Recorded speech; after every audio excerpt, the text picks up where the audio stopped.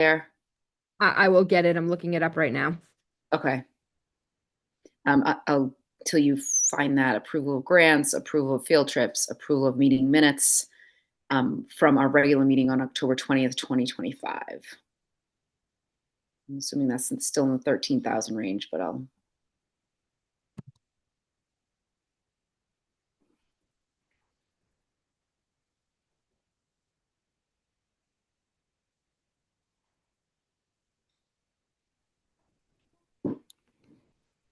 $13,251.18.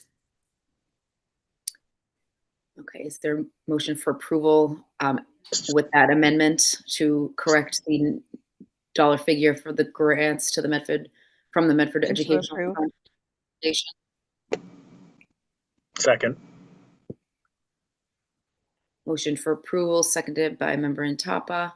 I didn't catch who moved the motion. Reinfeld. I don't know if you did, members. So, thank you, member Reinfeld. Thank you. All those in favor, if you could call the roll, please. Certainly. Member Bradley, Yes. Member Graham, Yes. Member Intapa, Yes. Member Olapane, Yes. Member Reinfeld, Yes. Member Russo, yes. Mayor Longo-Kern. Yes, 7 in the affirmative, 0 in the negative. The consent agenda is approved. We have no reports of subcommittees. We do have multiple reports from our superintendent. So I'm going to turn it over to you, Dr. Galusi. First up is the Mustang moment. Thank you. Yes, this evening we have some students from the Andrews with their principal, Miss Skane. So Principal Skane, I believe, will handle the introductions, and then we will pass it over to the students who are going to present about some advocacy this evening. Good evening, Mayor Longo-Kern, Superintendent Galusi, members of the school committee. Thank you for allowing members of the Andrews Middle School community to speak with you regarding our shared focus for the school year, creating a sense of belonging for students. One of the most important responsibilities we have as a school community is ensuring that every child feels a true sense of belonging. Belonging is not created by chance. It's built intentionally through opportunities we provide for students through voice and choice. When students are empowered to share their ideas, reflect on their learning, and influence the school experience, they begin to see themselves as valued members of our community. Our goal is to create classrooms here at Andrews where students are simply not compliant participants, but active partners. When students feel heard, have room to express themselves, and trust in their unique contributions to shape our school, they thrive. And when they thrive, our community grows stronger. Earlier in mid-October, I had a student approach me who has been a member of the Andrews Middle School for 3 years, and she asked when we would be having our first Spirit Week. And I shared with her that I would be happy to support any activities, but I would want it to come from the students, and I encouraged her to create a vision for the week. Our students this evening will share how they participated in the week's events and what that meant to them. Our first student was not feeling well today, so she is actually on, I believe, on the Zoom. Gianna? Yes. Gianna, can you turn on your camera and audio for us?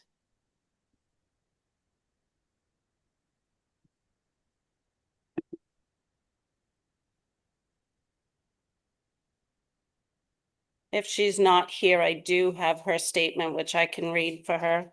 Well, She is here. She is here. she is here. I did ask her to unmute. I don't know if she's like having.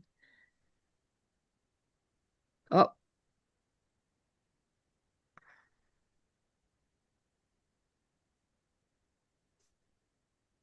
I just lost track of her. Did she log on? I thought I saw someone come on. She's here. Oh, there we go. Hi. Hi, Gianna. How are you? Good. Sorry, we're having problems. I know. I'm sorry you're not feeling well today, too. Go ahead. Take it away. Hi, my name is Gianna Riccio. I am in 8th grade. I've been a member at the Andrews Middle School since the sixth grade.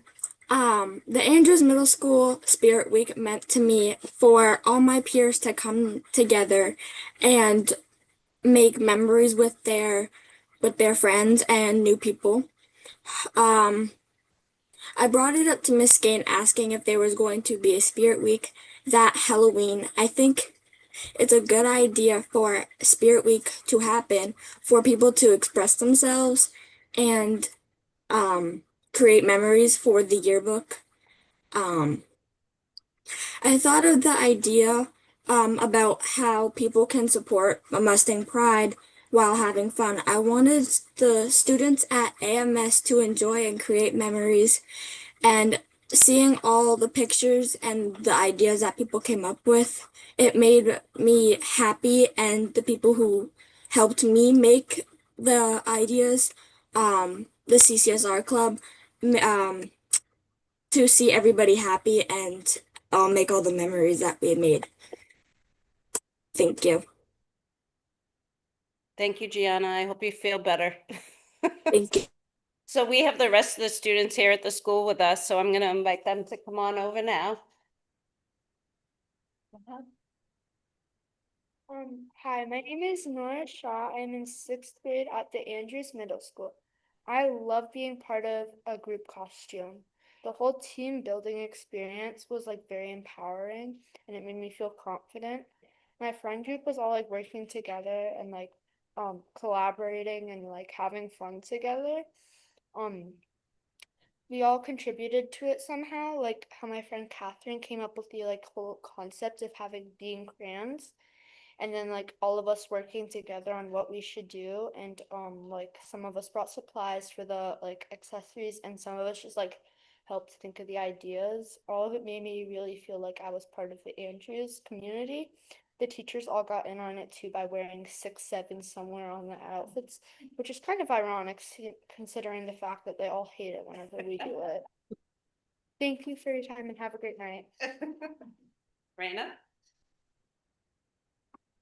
Hi, my name is Raina Myers, and I'm in sixth grade at the Andrews Middle School, and I was also a crayon for group costume day. We had so much fun with this costume, and one way it made me feel like I belonged was when we were in school the day of. We got our costumes on, and we got a lot of compliments on our hard work. We had dressed in our color, and our friend Catherine sent us all a video and templates for our Crayola labels. Can you slow down? Okay. Should I read anything again? You're okay. You're doing a great job. Keep going. Okay. We traveled as a pack and made a rule that every crayon should be with another in the house and address each other only as their color and crayon. It really made me feel special, very loved, and part of the Andrews community doing an expressive group costume with my friends. Another thing I found amusing on group costumes was when all of the teachers in the school dressed up as 6-7. My social studies teacher, Mr. Delaney, hates 6-7 with a passion, so to see him joining in was a shock. He even made a 6-7 joke in class and said, "If you can't beat him, join him." It was a really fun concept and definitely added to the part of feeling connected and part of the community. Thank you and have a good night. Madison's next. Go. Hi, my name is Madison Converse. I'm in eighth grade. Andrews Middle School has many fun Spirit Weeks. For Spirit Week, one of the themes was matching costumes with a group. My friends and I decided to match and wear matching M&M shirts. My friend Amelia came up with the idea and we all coordinated by discussing what color M&M shirts we all wanted. We found a high ground where we all agreed and we were given our shirts. So on Halloween Day, we all matched and were being all matching M&Ms. The teachers were also included. On 8A, the teachers dressed up as versions of my civics teacher. The Spirit Week helps add a sense of belonging because everybody has a way to be including and everybody's a chance to dress up. Thank you for your time. And last but definitely not least is Amelia. Hi, my name is Amelia Lendiel. I'm in eighth grade and I'm here to talk about my experience with Spirit Week. Personally, I think Spirit Week is something everyone at AMS enjoys. It is a fun way to celebrate before a holiday. We had a Spirit Week the week of Halloween and it was a blast. Each day was a different theme. It's not just the students who get involved, it's also the teachers. On that Wednesday, we had a theme that is something we do quite often throughout the school year, Student-Teacher Swap Day.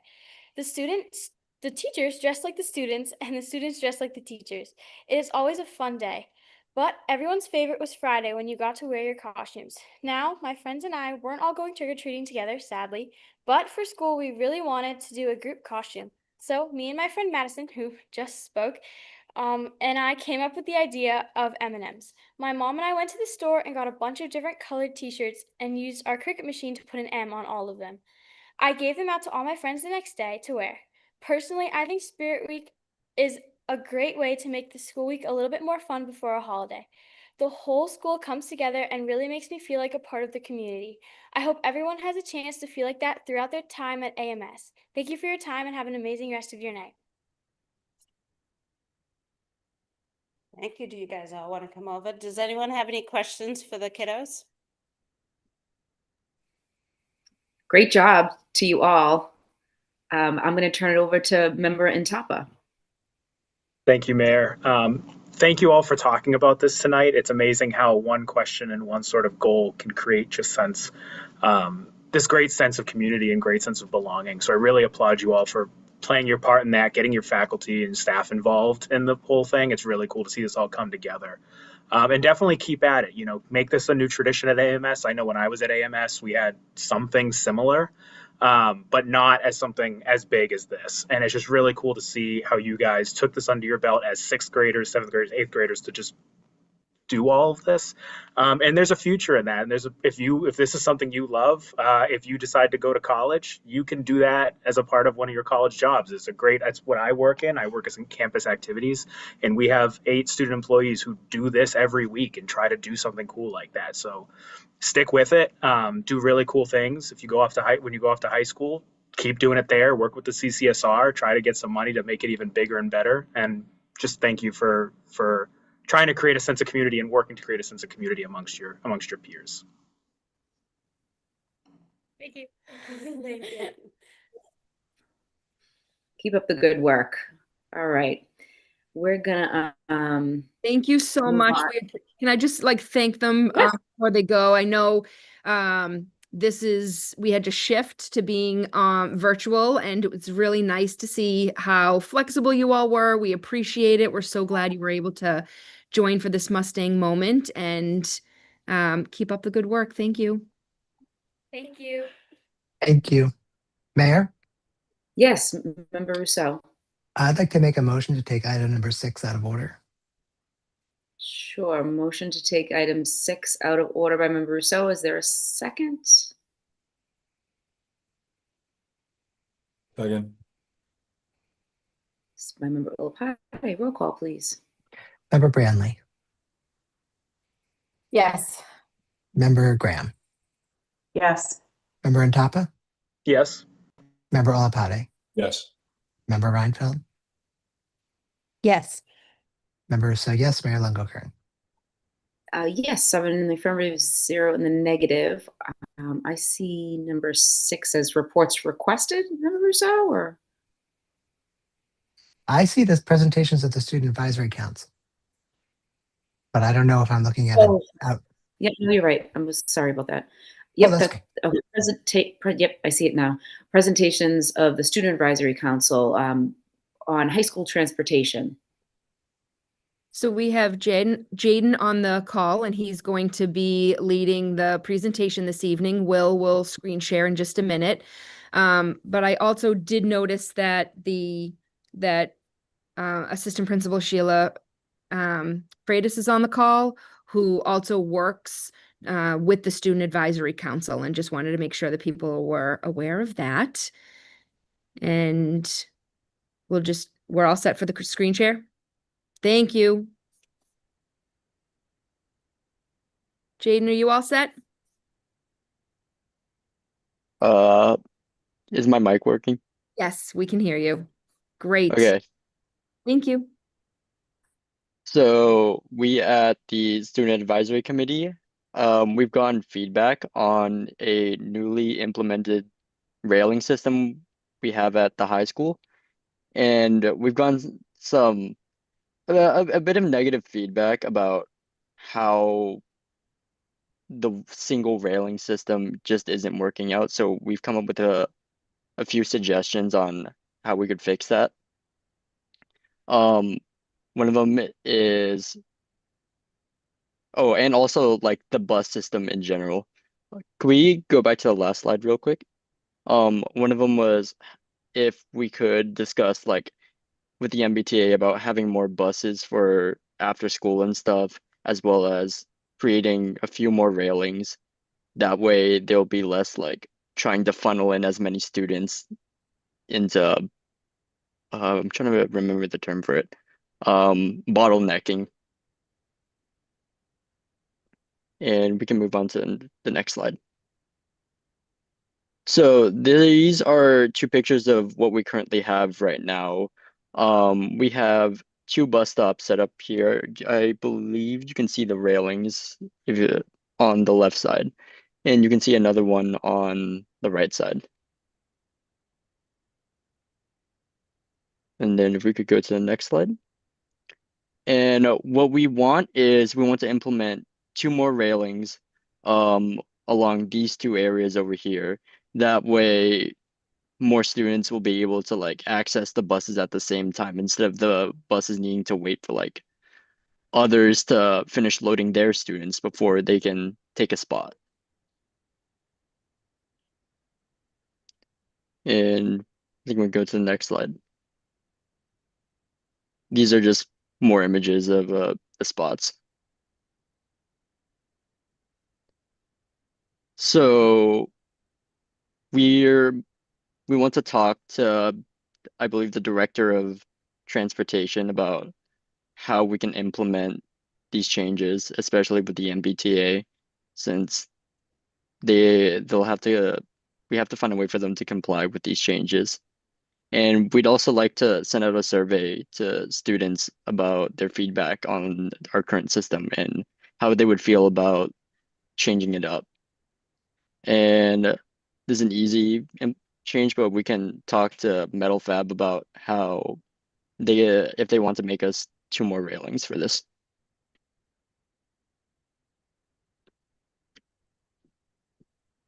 Are there any questions?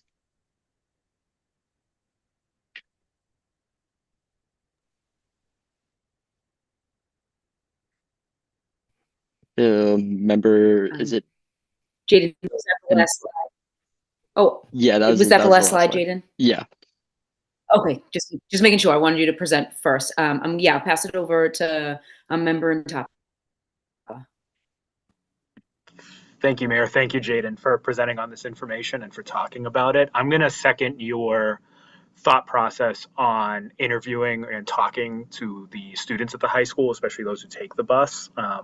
When you try to implement something new into someone's routine, it can have a bit of a, pushback at the beginning, but it's all about trying to find a way to, ease someone into a new system or to figure out how, what are the roadblocks. And sometimes they're, um, obvious things where it's like, oh, I don't like the railing because of this, I don't like it because of that, or sometimes it's things that you would have never thought of. And so sending out a survey before you make any other changes and even putting in, other like would a second railing work, giving people options so they don't have to think too much, but like to give some things that you're already thinking about and pitch some stuff is what I completely recommend as we try to solve the overcrowding issue of getting onto the bus and making sure that everyone boards safely and effectively and as quickly as possible. But definitely leave a section there for what are some other alternative methods. You'd be surprised, some people just like may have some other ideas that they've noticed in using it. Then yeah, talk to your users, and I agree with what you are with your sort of next steps that you're thinking of. So definitely create that survey if you want. I mean, I have a background in product design and industrial design. We do stuff like this all the time in designing experiences. So if you guys want to throw it my way, I'll volunteer myself to take a look at something, as well as I'm sure your building staff, Ms. Freitas as well. So go for it. Yeah, we actually have the survey made already, I think. We just haven't sent it out yet. Way ahead of the game. Great. Member Reinfeld, I believe, was next, then Member Branley. Yep, thank you. So I remember the student council meeting when you all were discussing the problem, and I love that you've got a solution. And I've talked to a couple of your users, and they've agreed that I definitely support getting a few more railings because I know you solved the mass flood onto the buses but the waiting has introduced a new problem. So my only recommendation is that you also talk to Kyle, your security monitor, who kind of oversees that bus process, and get that input already, if you haven't already, because I know he sees things from a particular perspective and that big picture. So thanks for taking action to change, to fix the problem, and I look forward to hearing how this goes, particularly around your conversation with Mr. Schwartz, and what can be done in collaboration with the city and the MBTA. I think that's a big question, and I don't know if the mayor has things to say about that in terms of the relationship with the city and the schools and the MBTA. But thank you so much for including all these voices in this problem solving. Thank you, Member Branley, and then Member Hello. So I just have a question about the signage. It says contact MBTA signage for arrivals and departures in real time. Mhm. What is your vision for that? So, one of the other members in student advisory committee, they are in robotics, and in robotics there is like a sign with like the departures and like arrivals in real time of like Like at the I train bel station when you walk yeah. up? Okay, just curious what you meant So by that. we want to try and find a way to see if we can like program that. And we also signage might also refer to like just having signs out in front labeling like which bus goes where. Is there a set spot for the bus? I have to say, and I'm going to be really honest because I tend to be really honest on these meetings. When I first pulled up to that, I said, who the heck thought of this? Because as a mom who's dropping off, I'm like, do I pull up against it? Do I pull before it? Do I pull beside it? Do I drive past this? And I sort of felt like it blocked people from getting out of their cars to a degree. But I guess in the big picture of everybody coming out at the same time, I can see why we would need to kind of funnel students. But I just want us to be mindful of the fact that in the morning when people are pulling up to, that there is this, well, I mean, I guess this is beyond this. There should be some etiquette when people are pulling up. There are people that are waiting in their cars for their kids to get out, or kids that might need extra time. Buses are pulling up, buses are pulling, away. And I think to a degree, it kind of bottlenecks people a little. So I just want us to be mindful of that if we're going to put more up, that we're giving maybe a little bit of space for cars to pull up and open their doors, and just so that there's still that passing lane to our left. So just some things to think about. I love the idea of the signage.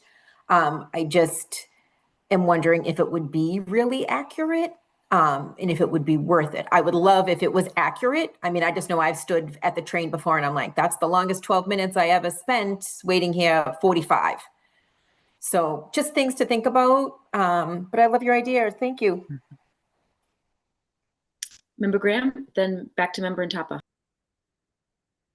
Thank you. As it relates to the idea of a late bus for the high school, that's actually not something we've heard people talk about before. So thank you for bringing that forward. It makes a lot of sense. Like, I'm kind of surprised we've never heard anybody articulate that before, because there is so much activity that happens after school at the high school.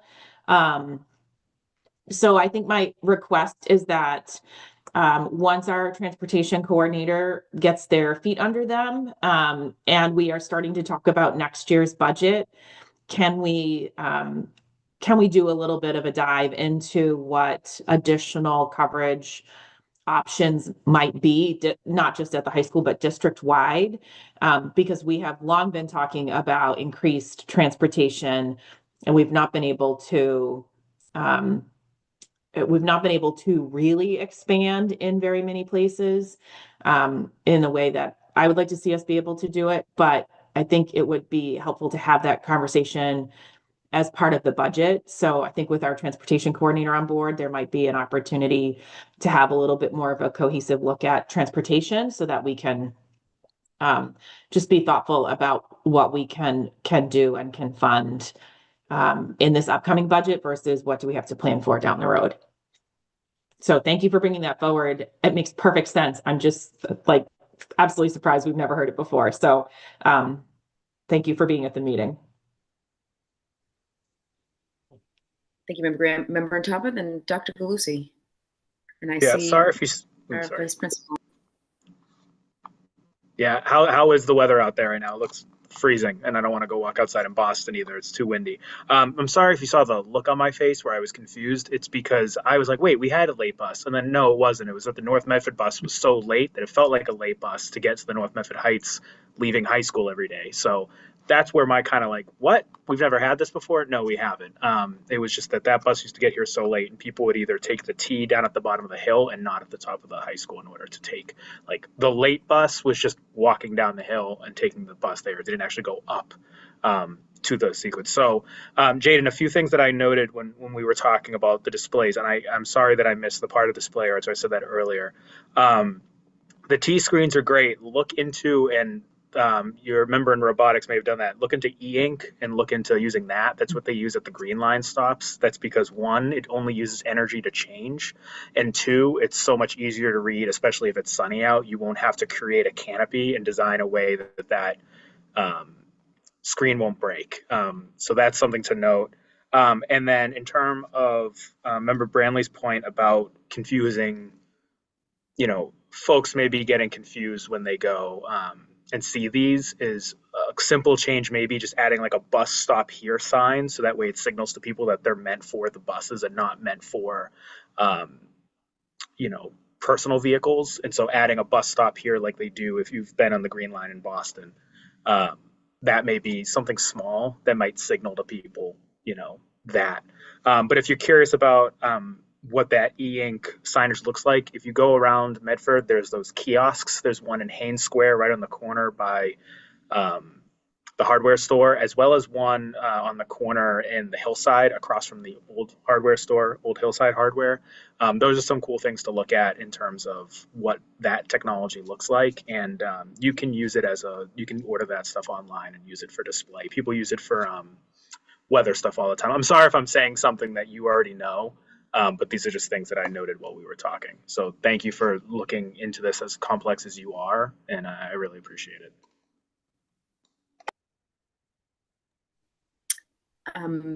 Dr. Galusi. So before I speak, I don't know, Jaden, do you want to have an opportunity to answer any of the questions or points that was brought to you before I speak? No, I think I'm good. I'm like as everyone was speaking, I was like writing down their suggestions for like the other members in the student advisory committee. Okay, because I wanted to point out when I joined the student advisory committee meeting last week and was speaking with the students, there was a discussion on, to Member Branley's point, where the railings were to be placed, because we also have, that did come up about just car drop-offs, as well as at the beginning of that drive, we have both the Kids Corner drop-off door and the Medford Family Network drop-off door. So I think the students were really very thoughtful about where they would want to place the other two railings to make sure that we're leaving that front area as like a open for car drop-off. But I think so that in addition to being very thoughtful about where those hopeful two new railings come from once Metal Fab's able to create them, then they were having a discussion about labeling them so that it's very clear which bus is lining up with which railing, which will also help with the car drop off.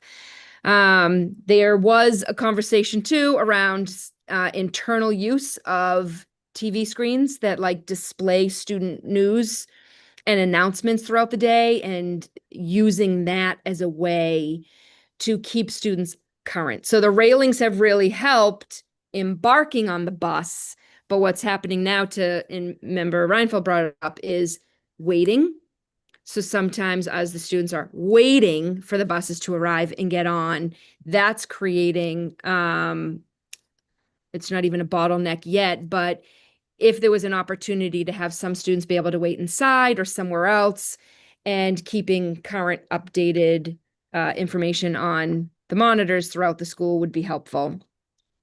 And then the other piece that I was going to mention is the part about the late bus. And I think some of the things that we're working through is also that change in our dismissal time.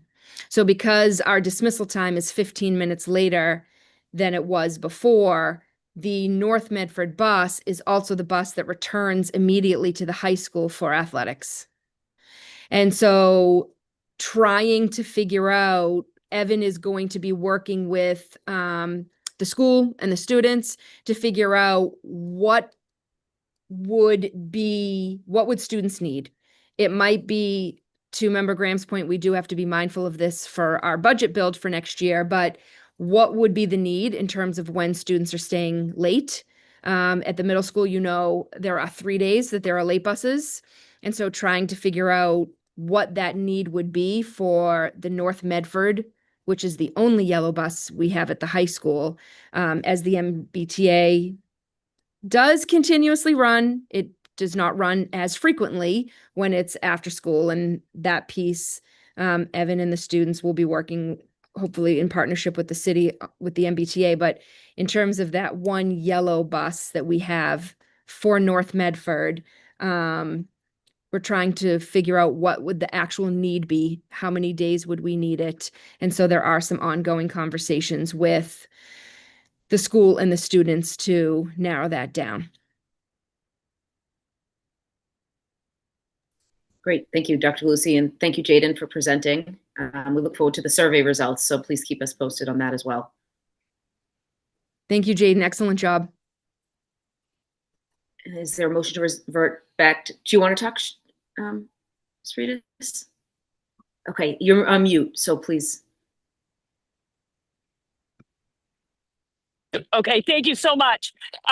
Great job, Jaden. I just wanted to talk a little bit about the late bus, and just kind of the talk amongst the kids around belonging and equity, right? So there are some kids that can't do student advisory council because they have to go home right after school because there is no late bus. So the kids brought that to my attention. I said, let's look into it. That we're focusing on belonging and equity. That's what, our goal is. So that was a consistent thing that has occurred over the last 3 years. So I'm very proud of them for kind of pushing that work forward. Secondly, it has been wonderful to be a part of conversations with Matt Rice and SMMA about a new school. Wouldn't it be amazing to have departure and arrival times, and also, like the MBTA, have hearing impaired and people that can't see, the ability to put that's something up to help people navigate the buses in a new building. I know that's not anytime soon, but if we're thinking about the future, I would love for us to be able to provide access to kids. I have a lot of ninth graders that come up and don't understand where the bus stops, and so on and so forth. And, I think it's important to provide them with as much information as possible so they're not scared about getting on the bus and riding the bus to Medford High School. Again, this is a work in progress, but it's been pretty exciting to sit in and listen to Matt and all the people at Medford High talk about a future in Medford. So I'm pumped. This is the second time I've worked with SMMA, and let's make it better than Waltham and better than Somerville. Thank you. And also, where our Spirit Week just started. The Mustang Sounds good. bus. Thank you so much. Yeah. All right. Thank you. Motion to revert to the regular order of business I'll motion for that. by Member Olapade, seconded by I'll second. Member Branley. Roll call, please. Member Branley. Yes. Member Graham. Yes. Member Ntapa. Yes. Member Olapade. Yes. Member Reinfeld. Yes. Member Russo, yes. Mayor Longo-Kern. Yes, 7 in the affirmative, 0 in the negative. Motion to revert back to the regular order of business has been approved. And I'm going to turn it over to Mr. Chad Fallon, Executive Director of CTE, to give us an update on the CTE grants. Hi, good evening, everyone.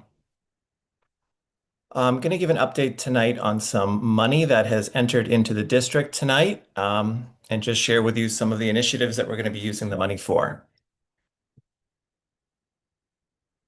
I thought it was, let me just move my screen here. Helpful to remember when you think about career tech in Medford, what we operate on. So for FY26, our budget was $254,500. Of that, we require, we depend on the revenue that we generate in our programs and donations.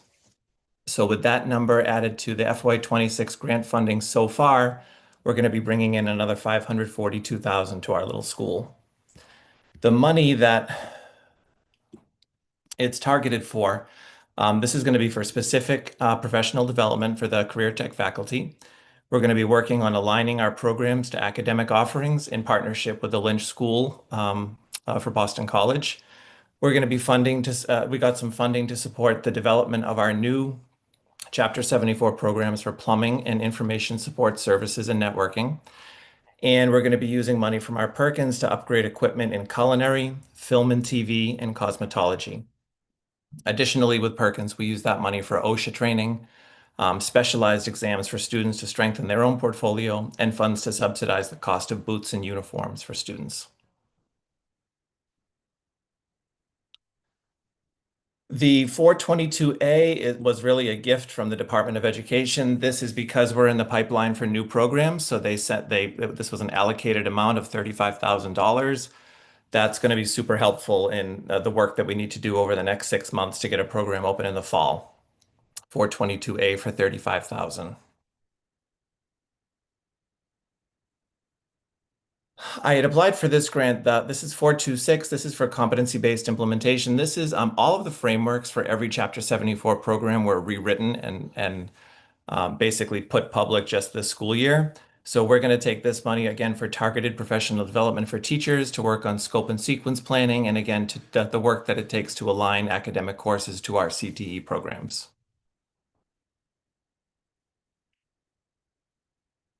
This was Perkins, which I had mentioned. This every year. We usually do not do salaries out of Perkins. We take the allocated amount and we use it for supplies and equipment. So that was the $64,000 for 3 different programs. And the last grant that was a year in delay, but we did finally receive it, was our latest round of Skills Capital. And this is $404,000 that we're putting directly into the auto tech program to educate students and train students on EV engines, electric cars, and hybrid motors. This, just so you know, is the 4th time that we've received these funds. In previous years, we had used it to build the bistro, upgrade our engineering shop, $300,000 for our construction program, and this is the 4th year of this award for us. And also just want to brag that it's the 2nd highest award in the state, so really happy for Medford. This last grant, I'm a little superstitious, so I don't want to say too much. This is the one that we just applied for just last month. If we get this one, this will be a big one, and this will help us really deploy the 2 new programs in the fall. This was a grant that was targeted specifically for schools looking to add programs to add seats for kids. So we should be finding out somewhere at the end of December. Fingers crossed on this one. And that is a quick update.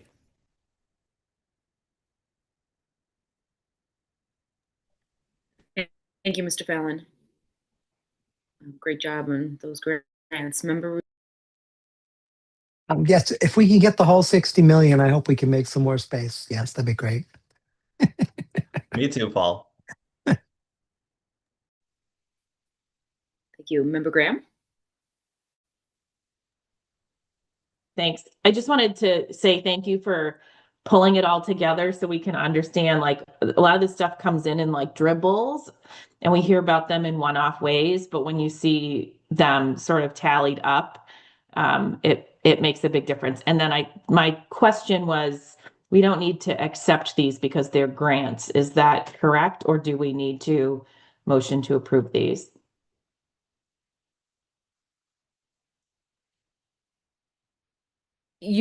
This is for information. You do not need to approve them. It's just so that you are aware of what has been awarded and how it's being used. Okay, great. Thank you. Member Brantley? I just want to thank Mr. Fallon for all his hard work always. It constantly amazes me what you do, managing all of these businesses, and staff and students and all the pots that you have your hand in actually amazes me. As I depart my seat here at the school committee, I hope that this committee truly remembers what a crown jewel this VOC is.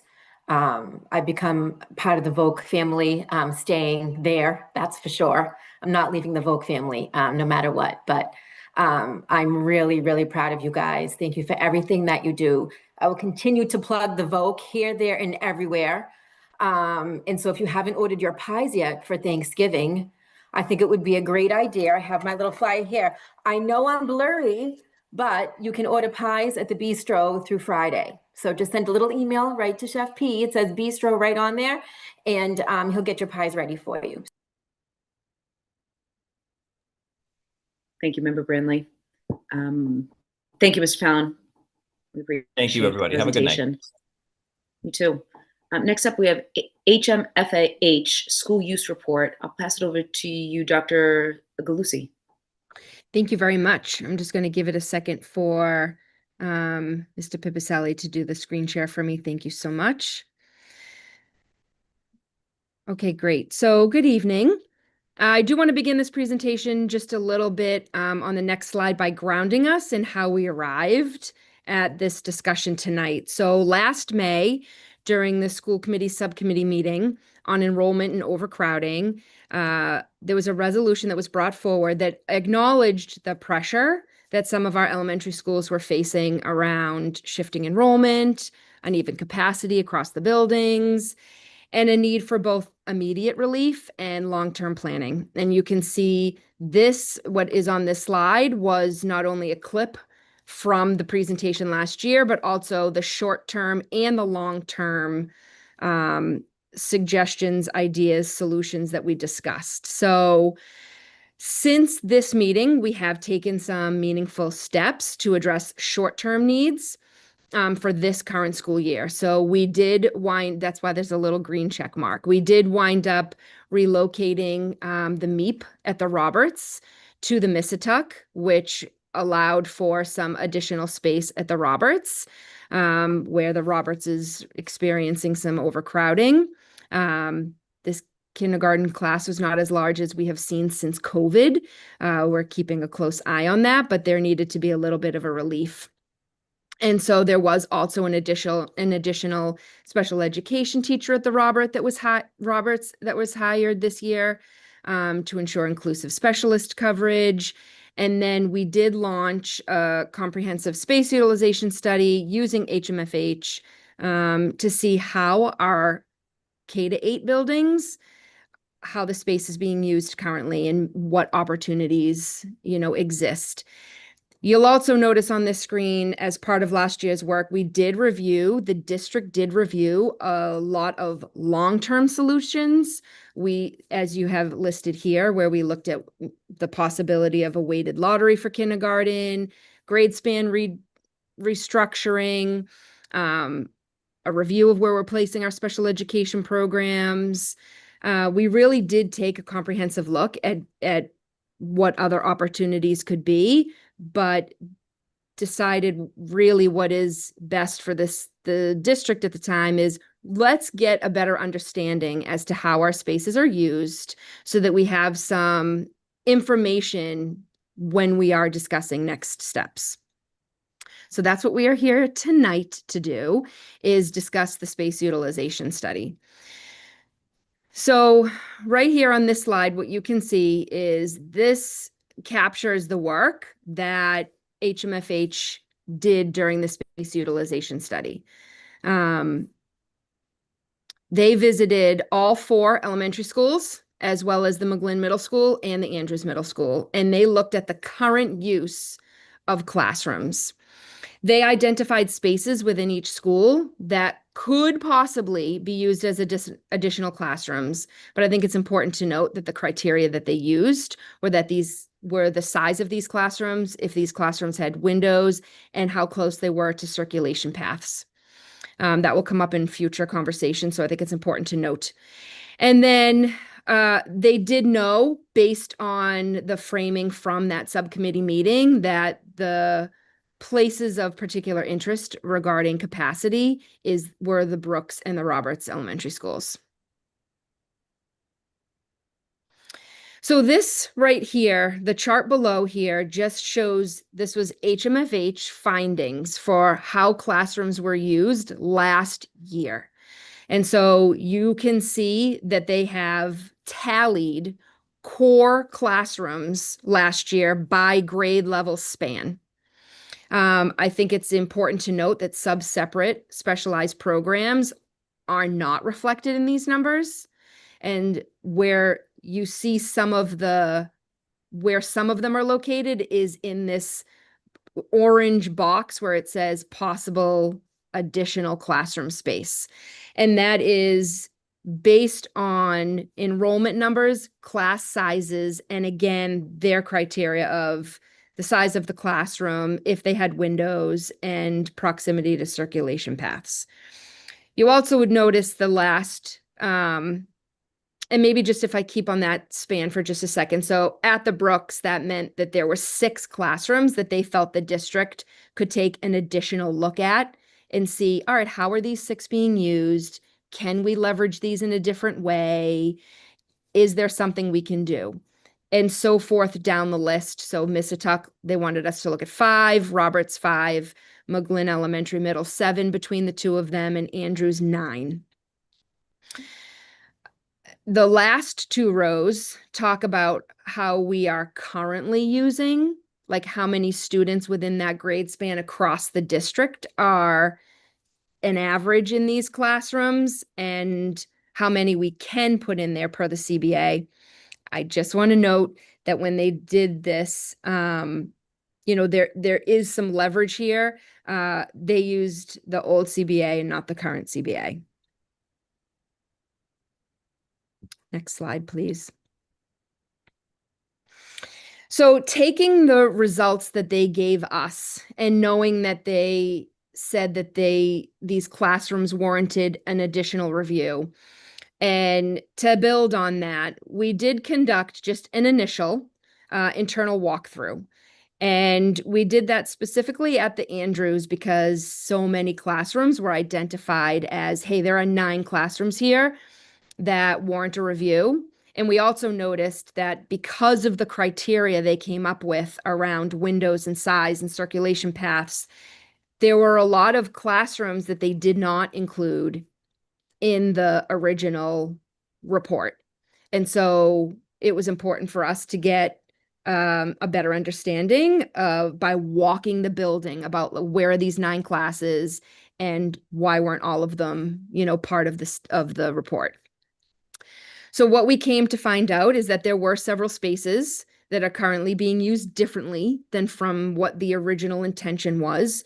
When a space utilization study is done, they're using the original floor plans and they're looking at, okay, when this building was built, this is how this room was supposed to be used. And then they're kind of looking at how it's currently being used, and that's how they're flagging these spaces. There were several spaces that warrant a further review. And it's also important to note that if we were going to maybe repurpose some of these areas, that there are varying levels of renovation or facility work that may need to happen in order to make them efficient to the purpose that we need it to be. Next slide, please. Thank you. So this first column here, I know it's a lot of words, but I just wanted to show everyone this first column are the 4 options that HMFH gave us as to, at the end of their space study, here are some things that you could look at. And what we did here internally is say, like, for each option, are renovations involved? Is redistricting within the city involved? Are there going to be increased transportation needs? And then just some like additional notes to consider. So the first option was basically like everything stays the same. the 4 elementary schools, nothing changes, but you just look at each building, specifically the Roberts and the Brooks, to see where we can free up space. And so does that require renovation? Potentially. Does it require redistricting? Maybe potentially, especially where some of the MEPs are considered. And then are there transportation needs? Potentially, if we're looking at programs and space. I do think what's important to note is that because of the varying capacity and enrollment from school to school, that additional space that we would find is limited for multi-use. It's like not evenly distributed across all 4 schools. So we are going to find greater capacity at the Missatuck and less at the other 3 buildings. Option 2, which I will just paraphrase for what HMFH has listed here, but option 2 is basically to say that the elementary schools become K-4, the McGlynn Middle becomes a 5-6, and the Andrews becomes a 7-8. And so that option for just an initial review, will that involve renovations? Potentially. Redistricting? No. Transportation? Yes. We would now have to be talking about transporting 5th grade students as well as 6th, 7th, and 8th grade students. It would create additional space in all 4 elementary schools, and it would remove the need for a middle school assignment process because every student would go to the McGlynn and every student would go to the Andrews. Option 3 and 4, we're a little out of the box, but option 3 here, they suggested that the McGlynn becomes entirely middle school and kindergarten. And then that the Andrews would take the 5th grade from the Brooks, the Missatuck, and the Roberts, and 1 through 4 from the McGlynn. So for us, that would require renovation, redistricting, and transportation to equip a middle school space to now take in 1st graders is definitely going to require renovation. And the newly built McGlynn playground, that access, though the Andrews is on campus to the McGlynn, it's not adjacent. And so walking 1st graders or 2nd graders from the McGlynn to be able to use that playground also just seems like another barrier, and it would impact time on learning. Similar rationale for option 4, which is very similar, but instead of kindergarten, the McGlynn becomes, we put all the pre-K at the McGlynn plus the middle school grades, and then the Andrews takes the 5th grade from the Brooks, the Missatuck, and the Roberts, and again, K-4 from the McGlynn. Same rationale, it would require that even like still that requires the renovation to equip middle school spaces to take on younger students, definitely redistricting if we're bringing all pre-K to the option before all K, definitely increase in transportation, and again, not direct access to the playground.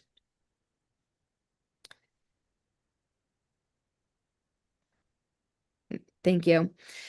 So the recommendation from the district is that based on this utilization study, we would recommend a further review of option 2. It would not be for next school year, 26-27. It would be a further review for school year 27-28. We do feel that option 2 requires a further review with a committee of varied stakeholders. We do think that it could effectively address immediate and long-term needs for the district and minimize disruption to the greater community. We do think it's the most balanced and cost-effective for the district and the needs of the existing facilities. And then also it addresses the middle school. It allows us to address the middle school programming. So it would eliminate the lottery process for entry. As I previously stated, all students would go to both the McGlynn and then the Andrews. This would also address demographic disparities between the 2 schools. based on the programming that is happening right now at the two schools. And it would eliminate that programming piece where some programs are at the McGlynn specialized programs for EL and special education, and some are at the Andrews. This would mean that we would have programming at both. So with that said, what we see as next steps would be, as mentioned during the subcommittee meeting last year, the establishment of a task force to further review option 2, which we believe is the most valuable option, to partner with the existing school teams in that work to explore and identify actual capacity, and then create advisory deliverables to this committee and to inform planning for school year 27-28. We would say that the development of this task force would be that we're gathering stakeholder interest in early January so that we are convening this work late January so that we can be finished in a reasonable amount of time so that we're able to present at the end of the year to the school committee. And then for next year, we would, for middle school assignment, continue to use the existing lottery system that is currently in place and has been in place for the past 7 years to assign 6th grade students for school year 26-27. And I know that's a lot to probably take in, but at this time, I'm happy to answer questions and have a conversation. Thank you, Mr. Pipicelli. Thank you, Dr. Galusi. Member Rousseau? Thank you. I really am happy to see that the slides suggested option 2, because that was, after reading those options, I'm like, please let that be the one. I'm especially excited for one of the things that we have talked about in the past is that students with certain types of disabilities don't really get a choice as to which middle school. Like, they would end up, they're out of the lottery. And so I'm excited that we will no longer have essentially a class of students that doesn't get the same choice that other students get. The same for our EL students. So from an equity perspective, I'm very excited about this. I am curious, and I realize that that's part of what the committee that will be created to do this will have to investigate. Is I'm curious about how that will affect programming at the elementary schools around special ed, and I think we have EL at all the schools, but I don't think we have newcomers at all the schools. So it would be interesting to see if we can solve that problem of, some students have to go from one grade to another and change to a different school, or we used to have that. I'm not sure the current layout. So I feel like the middle school equity part is almost just solved by default with this approach. But I would like to know how what areas of equity we are still missing at the elementary level that we could really maybe drive this all the way home. So thank you for the presentation. I look forward to hearing from the group of people that will provide recommendations. Thank you. Member Grimm, and then Member Olopati. I think Aaron was first. Okay, you unmuted, so I went with you. I wasn't sure. Member Olopati, then. Yeah, thank you so much. And thank you for this presentation. This gives some really good, I think, insight into this next step. And I'm really excited for the prospect of it. And I'm sure that the task force will kind of go into the nitty-gritty of this. Obviously, this is kind of a very altitude level approach to this discussion since we're so early in. When we talk about transportation, I know that's going to be one of the biggest conversations that are going to come up just with navigating, at least with option 2, 5th graders all now going to the McGlynn and the Brooks, for example. Have we thought about what the cost will be about rerouting buses and busing in that regard? I know that we already have that bus routing already set up, but I know that's going to be a big conversation for a lot of parents, especially about navigating timeline about student schedules and how that's going to shift probably more drastically than we may first, initially envision. And again, that may be a more task force conversation as we kind of get into it, but just something that I'm wondering about. And then the other portion of that is, do we have like a set of criteria or like deliverables for the April, May 26 presentation we're looking for? And if we do, could we have that sent to us just so that we have that physical copy as well? Two great questions. First, for the transportation, I agree. And I think that's another reason why I'm very grateful that we have a dedicated position now to transportation with somebody with that, expertise that has done this job in other districts, who will be, I think, a key person to participate on this task force, and be able to kind of have those conversations. I think that's a lot of data that we're going to have to review, look into, and run some numbers. I think when we do get to that part of the work with the task force, happy to share. I think that would definitely be part of the deliverables.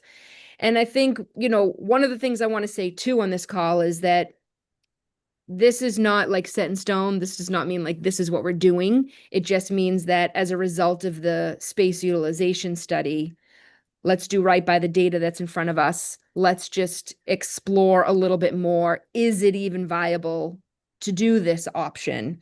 And so I would say that a lot of the deliverables are going to be around the actual viability of what is it going to take to be able to do this? Because I would say if we're going to entertain it, I could see deliverables being somewhat scenario based because it's going to involve some level of renovation. So you have the transportation costs, but in order to maybe make some of the spaces we need to, I think even if it's something as simple as like putting up a wall, there's going to be some sort of level of renovation. And I think what this report is going to have to detail very transparently is what would have to be involved in order to fulfill option 2, if it's possible at all. Does that Yeah, make that was great. Thank you. Thank you. Thank you. Member Graham and Member Antapa, and then we have Josh? Thank you. So I agree that this at this point appears to be our best option. I think this study from HMFH was really good and important to help us like debunk our own opinions about what happens in our buildings, right? Like these buildings are busting at the seams, and they are in their current configuration, but they clearly identified that there's like more than meets the eye, which I think is really important. I think I just want to flag that as this task force is like doing its work, we're going to start like receiving a bunch of information about our like community driven input from our strategic plan. And I would like this task force, as they think about this question of like, how do we do this, to also think about like anything that we're going to collect or glean through that process about middle school. Because let's say the overwhelming feedback is middle school should have an X class that it doesn't have right now. Obviously, if we're planning on like making changes to buildings and school schedules and structures and all of that stuff, really sort of thinking about all of that at the same time, like seems to make a lot of sense to me. So I would want this group to certainly be able to like raise the flag, like, hey, this actually isn't viable for these reasons, right? Because I think that's one possibility. But more importantly, to like take sort of a broader lens to what they're going to consider and say, what is the right way for us to do middle school? And can we get there? How do we get there in this like reconfigured model? So I think there's like a sort of a broader mission. And I think there's lots of questions. There's like a financial aspect of this. There's a transportation aspect. There's like, what classes should we be teaching? Like in a 5-6 school, does it work the same way as middle school now? Like there's a million questions for us to think about and answer, and be thoughtful about. So I think that's really important. So I'm hopeful that we can like sort of start to meld these two efforts together as they continue towards the April-May timeframe. But I personally think that the committee needs to say, yes, this is where we want to go, because otherwise, like it's very amorphous for a task force to like have a kind of charge. But there's like 10 people on the call tonight. Most of them are people who work at MPS. And what I don't want to do is say, have us like take some sort of a vote tonight that then tomorrow everyone's like, the school committee voted to do this thing and they didn't even tell us about it. So, because that's fair. So what I kind of am thinking about is, do we table this for a vote at our next meeting? And between now and then, we let the public know that we are considering a reconfiguration at our middle schools that will have impacts to both elementary and middle, and that that in this reconfiguration, it will not happen in August of this year, but instead we're planning for the future, and that what we are inviting input on in our next meeting are the kinds of things people want the task force to consider, so that we can create some space to collect some of that information before the task force gets going, instead of like the task force comes to us and presents, here's what we think and here's what we recommend. And then people come in and they're like, did you think about this and this and this and this and this? So I think what I would like to do, and I let other people chat before I do this, but is to make a motion to table this to next week with some promotion of like this consideration being out there, so that if there are people who want to talk about what the scope of the task force is, or the kinds of questions they're going to be asked to answer, that we can hear that from people before and not after the task force feels like it's done. Thank you, Member Graham. Member Ntapa, and then Member Reinfeldt. Yeah, thank you all for this information, and I'll actually, preemptively second that motion with the amendment of for the December 1st meeting, to earmark that for the December 1st meeting, because that, I believe, is the next meeting that we have.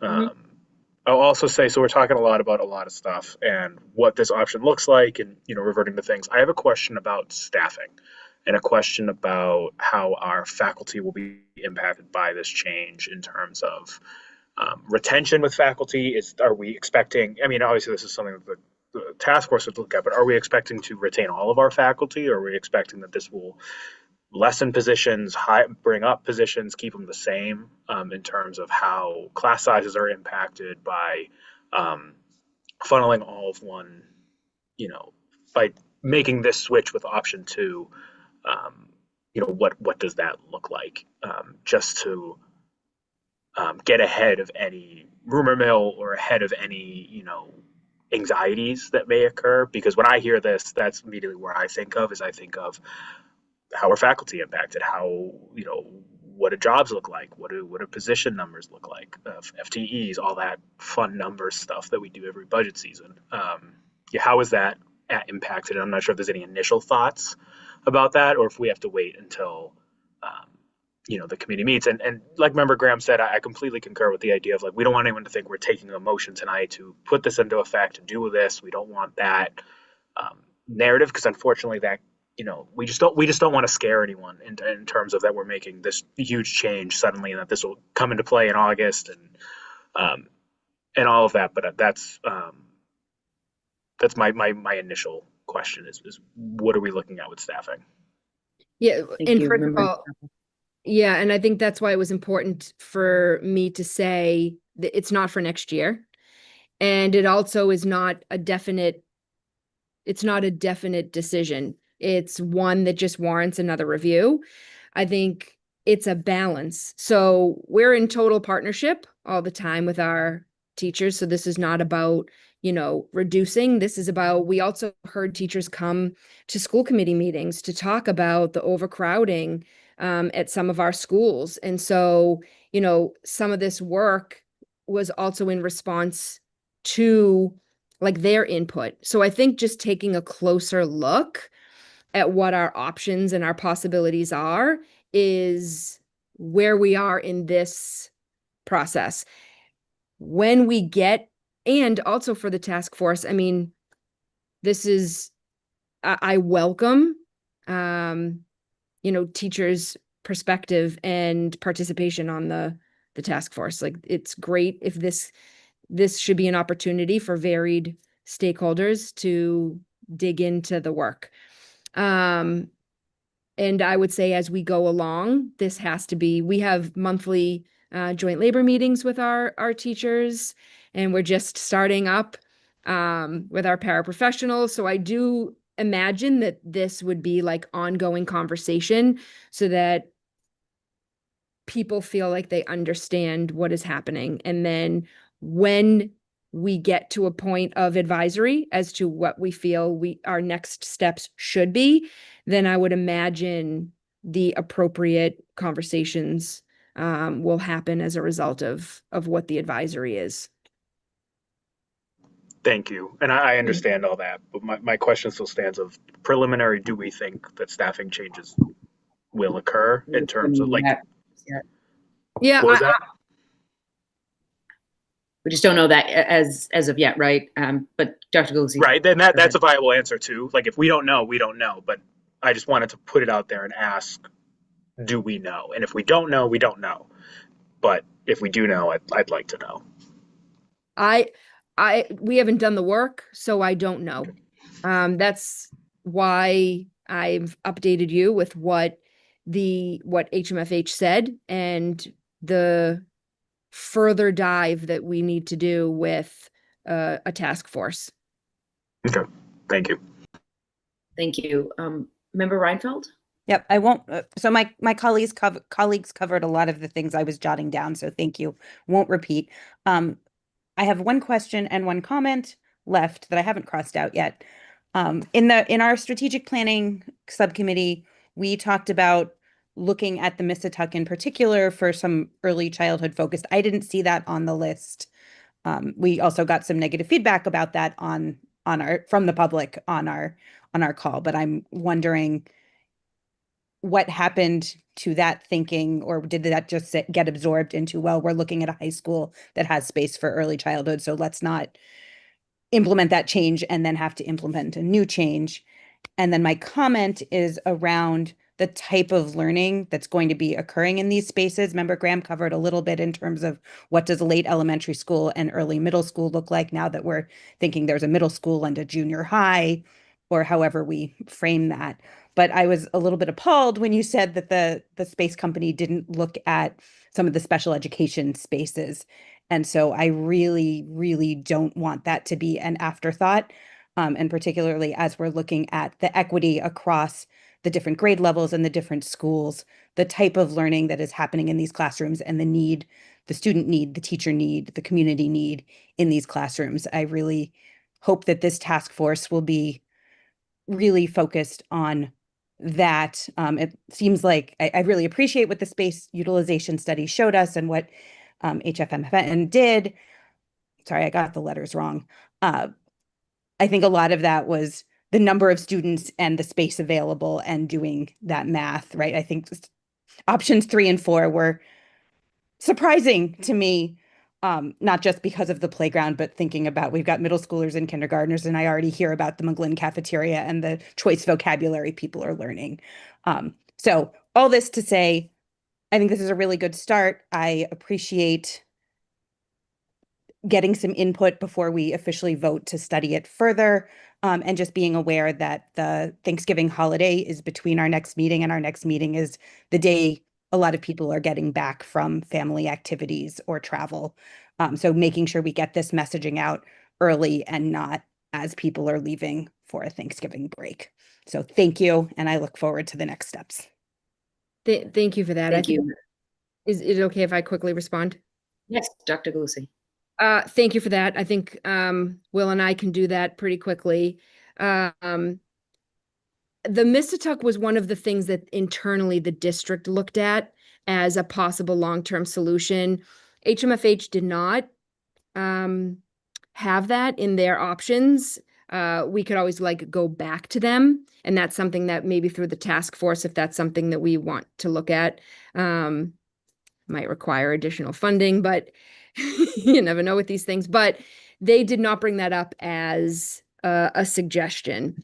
And I agree around the type of learning. The only thing I want to clarify about the space is their criteria again. So they did look at some of the special education classrooms, just in case people have the same kind of wondering as they're listening to this. They were reflected in those additional potential classrooms to look at. And it wasn't because it's a special classroom, a separate classroom, a service provider classroom. It really was the size of the room in relation to the amount of students in the space. And so it was a flag for the district to look and say, is this a space that we could like repurpose because the number of students is not at like the class level cap that it can be? And we do know that depending on the programs, maybe for some of them we could look into that, but not all. And so for some of our programs, we need additional space. And so that was just a little flag for the district to have those internal conversations. The pieces that surprised me were in some of the schools, there were like internal classrooms that weren't necessarily flagged by HMFH that I'm very interested in having the task force look at. Some of those internal classrooms are around what our specialist classrooms are being currently used as. So art, tech lab, spaces like that. And we're not like, doing anything right now, but just to take make sure we're not leaving any stone unturned.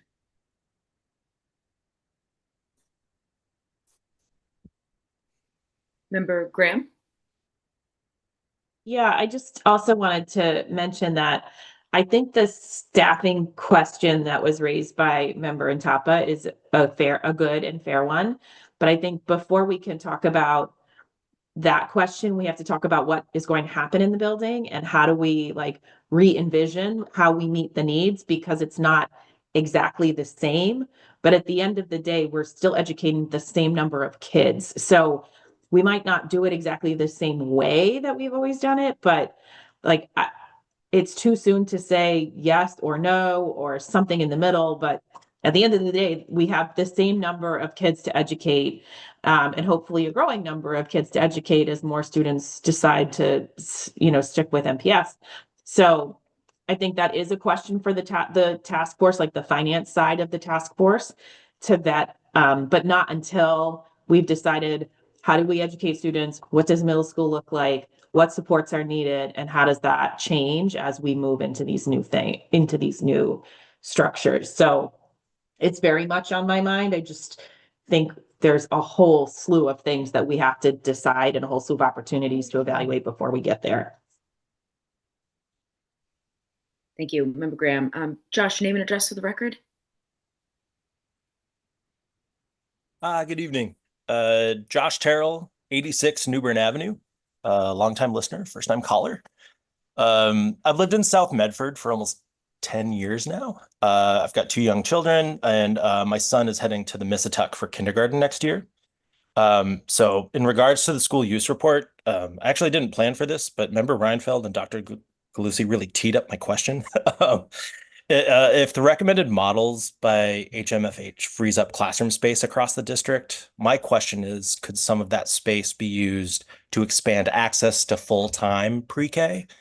I usually hold court at Tufts Park, and a lot of the parents of the playground tell me the meet program and the staff are wonderful, but the schedule is just impossible. The issue isn't about like program quality, it's just availability. We personally were offered 10 hours a week at Missatuck for our son, and we had to opt out for something private that met our needs.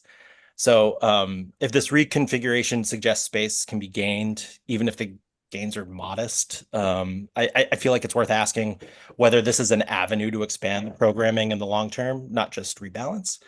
I have more questions than answers about this right now, but I'd love to see the topic of expanding pre-K added to future agendas for broader public comment. Thank you, Josh. Thank you, Josh. Yeah, really appreciate that. So I do think it's important to note that through the MSBA process that we're going through at Medford High School, our educational plan includes the creation of an early childhood center, which would bring preschool, our municipal daycare, MFN, all in one space up here at the high school. And part of that was because we do want to have conversations about what would it mean to increase not only the capacity for preschool programming, but also full day preschool program. So it is part of the ongoing conversation. I can't necessarily give a timeline to it, but I do think it's worth a further dive. Thank you, Dr. Lucy. Member Graham has her hand up. Yes, Member Graham. Hi, sorry if you can hear my dog whining in the background here. She decided to join us. I just have a motion which I'm going to put in the chat so that people can read it or copy it if they need to, so that we are on the record, which is the motion would be to table the recommendation to adopt option 2, which would move all elementary schools to pre-K to 4, change our McGlynn Middle School to 5 to 6, and change our Andrews Middle to 7 to 8 upon validation of the feasibility of the decision to be a decision by the to be formed middle school transition task force until our December 2nd meeting. Further, request that the administration invite the public to attend the 12-2 meeting to provide input on the scope of the questions and considerations to be addressed by the task force. Oh, amendment 12-1, okay. Happy to take that amendment. And I'm also going to add in this change would take effect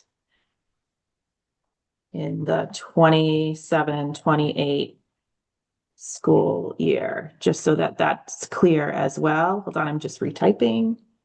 I already got it. I'm just going to put it in the chat. So that is the motion. Okay, motion to table by Member Graham, and I believe Member Ntapa, you earlier said you wanted to second it?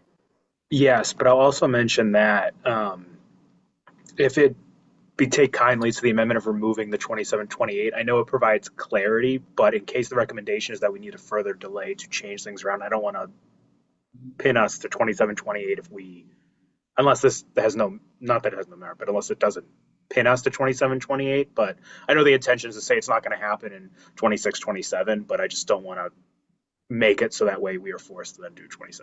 I think that's the upon validation of the feasibility part. Like it could be I understand. happening later, but I want to be really clear, because what I don't want is a bunch of parents to feel like they need to truck themselves out on December 1st to say, you haven't thought this through, there isn't enough time, because we're not intending to do this year. So that's not on the table. Can we put it in at the earliest, the 27-28 school year, school year? Would that work? Is that an okay amendment to make? And if so, I'll second. Sure. Motion to approve by Member Graham, seconded. Motion to table, amended by Member Ntapa. Member Rousseau? No, I just think that it's important to, when we direct others to do work, to set an expectation. So, I mean, our overcrowding is a perennial issue. We receive numerous communications from parents and a lot of freaking out at the beginning of every school year about we have to add another kindergarten classroom. But I mean, my own husband works in a kindergarten classroom. Essentially, it's a lovely classroom. There isn't a window and it's in the corner, and it is not intended to be a classroom. So I think the urgency of saying the goal here is 27-28 and let them decide that it's not possible for whatever reason, rather than giving people an out. We're supposed to be the ones giving the direction. And I I always expect that when we give direction, if it runs into problems, people come back to us and say, we tried, but here's why we're not going to get there, rather than giving them the out before we even tried. But regardless, we can just take this language and move along. Member Graham? Good. Okay. So you're good, Member Rousseau, or would you like Yeah, to I'm fine. remove the? No, it's All right. fine. Yeah, I mean, we are overcrowded, so I think everybody's goal is to fix this issue by 27, 28, but I hear what you're saying, Member Intapa. So we're going to move approval to table as amended. Roll call, please. Member Bradley. Yes. Member Graham. Yes. Member Intapa. Yes. Member Olapati. Yes. Member Reinfeld. Yes. Member Rousseau, yes. Mayor Longo-Kern. Yes, 7 in the affirmative, 0 in the negative. This motion is tabled.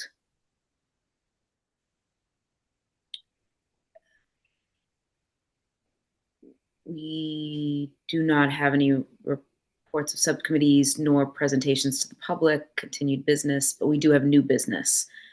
2025-36 offered by Member Intapa, whereas navigating and obtaining a 504 plan may be complex for families and friends of students navigating accommodations for the first time. And be it resolved that the administration, health services, and student services departments will look into drafting a notice sent to families and caregivers on a yearly basis about 504 plans. Content may include, but not be limited to, guidance on how to navigate, how to apply, any needed documentation, what a 504 is, and who qualifies. Member Intapa. Thank you, Mayor. This motion comes out of a conversation that we had at a lovely roundtable surrounding allergens and surrounding families and parents and caregivers and friends of students who have major food allergies within the system.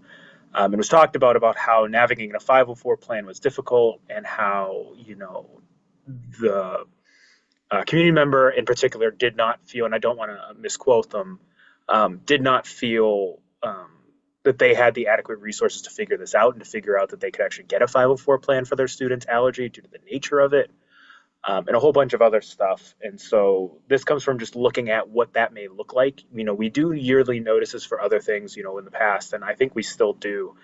We do a yearly notice around gun safety and around storage.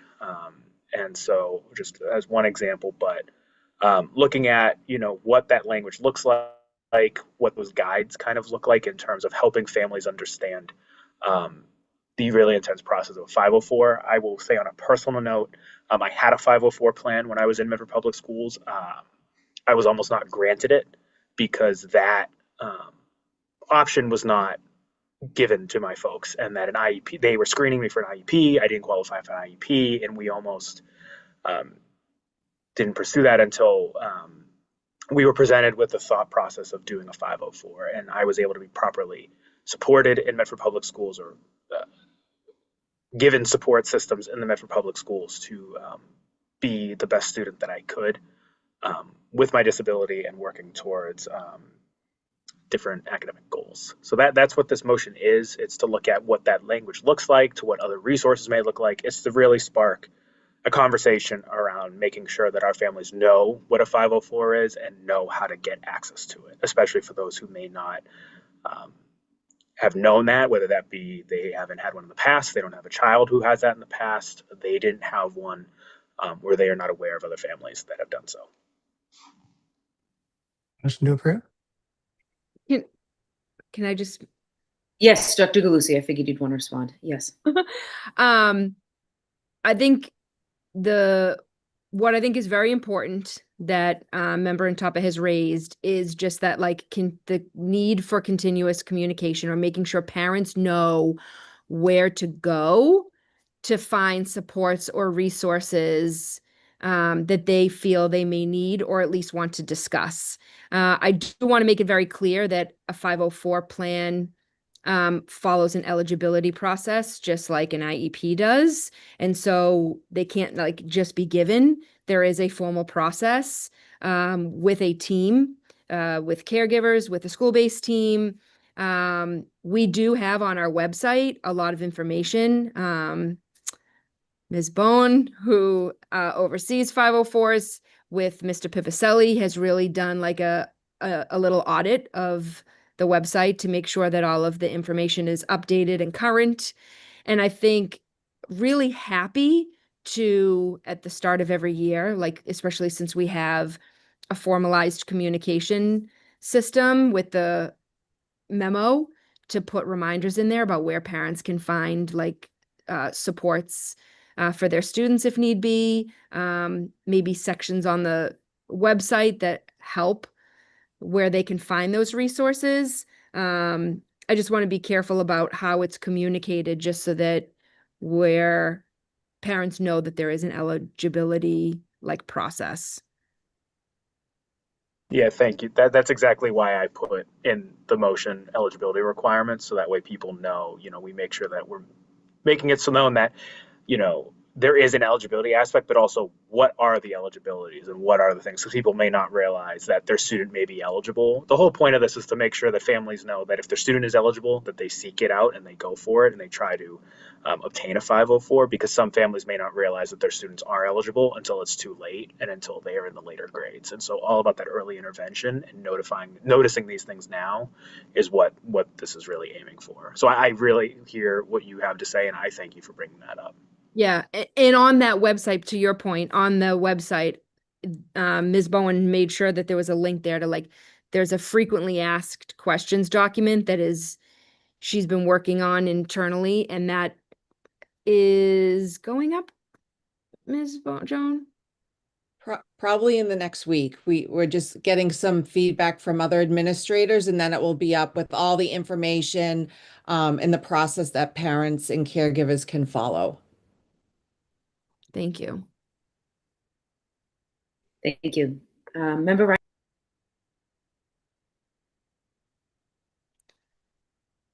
You're on mute. You're muted. You're on mute, Member Reinfeld. Sorry about that.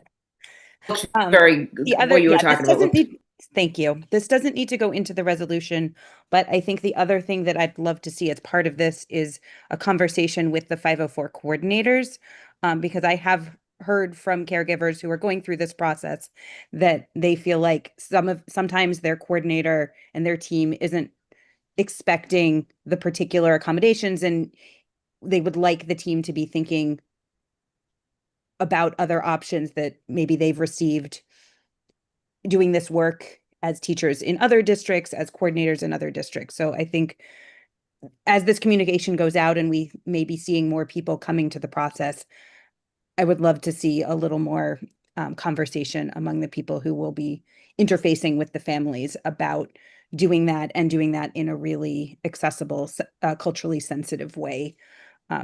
This isn't picking on anyone in particular, but just to make sure that we really are a strong team in responding to these requests and in really becoming a team in putting them in place. Thank you. So is there a motion for approval? Approve. Seconded by? I can second. Okay, roll call, please. Member Bradley. Yes. Member Graham. Yes. Member Intaba. Yes. Member Olapati. Yes. Member Reinfeld. Yes. Member Russo, yes. Mayor Longo-Kern. Yes, 7 in the affirmative, 0 in the negative. Motion passes. Thank you, Member Intapa. Also offered by Member Intapa is 2025-37. Be it resolved that the Medford Public Schools will work alongside a register of voters to best identify how we can improve engaging our student population in the following, but not limited to areas: pre-registering to vote, absentee mail-in ballots if traveling, currently stationed elsewhere than Mass or at a higher education institution, identify roadblocks and barriers outside the norm of registering, how to address a letter, etc. Action items will be created to then send to an ad hoc committee created by the superintendent of key stakeholders to best identify ways to strengthen our voter education plan across the district. Member Intapa? Thank you, Mayor. This comes out of my work personally at my day job. A lot of, for context, during election season and not during election season, I work heavily with our college students at the Massachusetts College of Art and Design to get them educated on civic and just sort of catch them up to speed, alongside the Director of Government and Corporate Relations and my other team in student engagement to help students figure out a way to make a plan to vote, to figure out voting stuff. During the 2024 presidential election, I was dealing with a lot of shocking um, questions, a lot of things that I never would have thought of that our students here were wondering. Things like, all right, I know who my registered voter is, but I don't know how to address a letter because my state requires that I send in a letter application if I can't make it in person. Or, oh yeah, I'm just going to go early vote at the MFA. Where do you live? Oh, I live in Quincy. That's not how that works. And so really helping catch our Medford students up to date on how these things work, their rights as voters, their rights as, and their ways that they can do it. Because I want our Medford Public School students to be the leaders that I work with to help educate other students and to get them aware of, how to pre-register, the age they can pre-register. If they live in the dorms, can they register to vote in the dorms, or should they, stay at home? Or should they stay registered at home? All these things that they may have questioned, especially for our students who may be shipped off in the military, and how they, sorry, I thought my computer froze for a second, how they have voting rights and all that. So this is really an ask for the administration to take a look at how we can best support our students. I'm thankful for our faculty members that go to our register of voters and pull out register to vote cards and help get students pre-registered or registered. The Medford Register of Voters have had a conversation with them, especially Jim Blanchard, the elections manager, talking about how they would love this support because they would love the support from the schools to help work together collaboratively to make this easy as, the committee could come out and say, we have cards to hand out, or it's a bunch of QR codes that get posted outside of every bathroom, around election season. And whether or not they're eligible or not to do it, at least the information's there and it's ready. And we're lucky that Massachusetts, the Secretary of the Commonwealth, has an amazing one-stop shop for all these things, but it's about getting our students there in the first place to learn about it so that they know about it before they need it and to be better civic leaders, not just in Medford, but wherever they may choose to go once they leave here. So that's what this motion is. Like I said, it could be as simple as there's a sign that's printed really nice that gets put up every year round outside the guidance office. It could be that we send out a yearly notice about voting and registering to vote, or we put together voting packages, whatever it may be. Again, super open-ended. That's why I'm having the experts talk about it. I've talked to Will about this a few times about what the graphic design looks like or what have you. But I think that's enough of me talking. I think the motion stands for what it is itself. Thank you. Yeah, thank you, Member Ntapa. Member Graham, then Member Reinfeld. Thank you. I was actually wondering if this might be like a great place to plug our Student Advisory Council into the conversation. I think when adults do things, sometimes it works. And when peers do things, there's a different lens that is effective. And so I'm wondering if it might make sense to amend the motion to ask the administration to work with the Student Advisory Council to explore solutions that might improve our statistics. And I think my other question is what are the statistics now and what are we trying to achieve?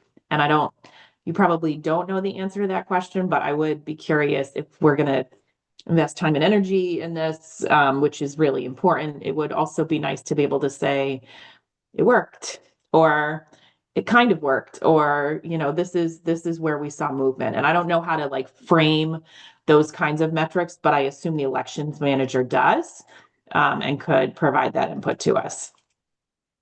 Thank you. Thank you, Member Reinfeld. Yep, I really like the idea of bringing in the student council on this, and I think this feels like something that guidance can lead in the same way that it's information about what happens after high school and in some cases during high school and careers. The other person that I would recommend potentially bringing in on the city side is Matisse from the Office of Prevention and Outreach. She's the youth coordinator, and in some of our community liaisons to think about how to make sure this language gets to people in all of the ways that they communicate with families. Thank you.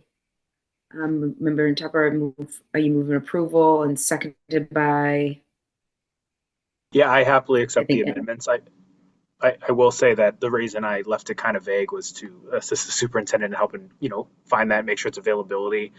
In previous conversations, I brought up specifically the CCSR and this being some kind of civic-led project to help survey the students and figure out where their needs are. Because, like you said, like when it's peer-to-peer, it's a whole difference of experience and a whole different outcome in terms of surveys.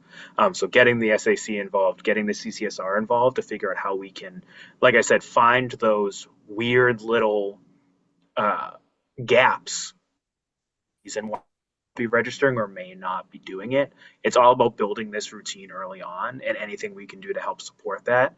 And also, it may not apply to students, but it sure as heck can maybe apply to their families, and making sure that they can take that guide and help assist their families when it comes to voting, assist their friends, and more. Spread the wealth, right? So thank you. I motion to approve and accept the amendments.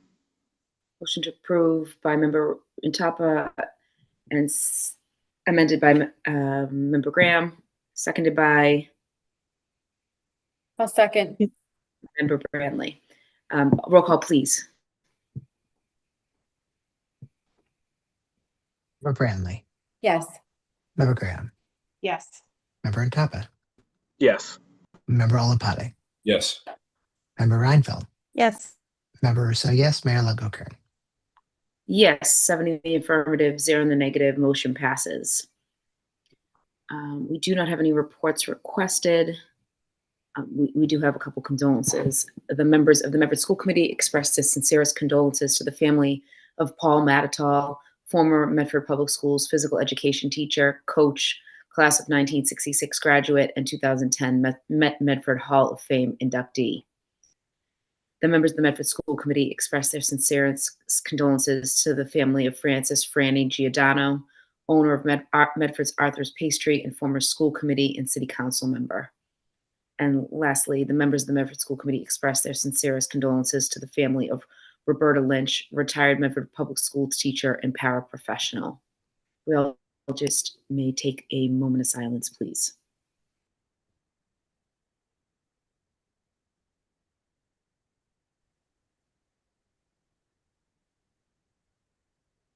Thank you. Our next regular meeting, which we already mentioned, is December 1st, 2025 in the Alden Memorial Chambers, Medford City Hall, in addition to Zoom. Motion to adjourn?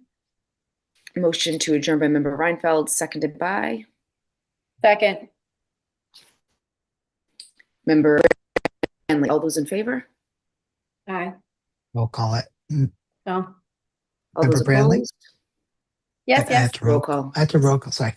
Member Brantley? You Yes. said yes. Member Graham? Yes. Member Intapa? Yes. Member Olapate? Yes. Member Reinfeld? Yes. Member Rousseau? Yes. Mayor Longo-Kern. Yes. Meeting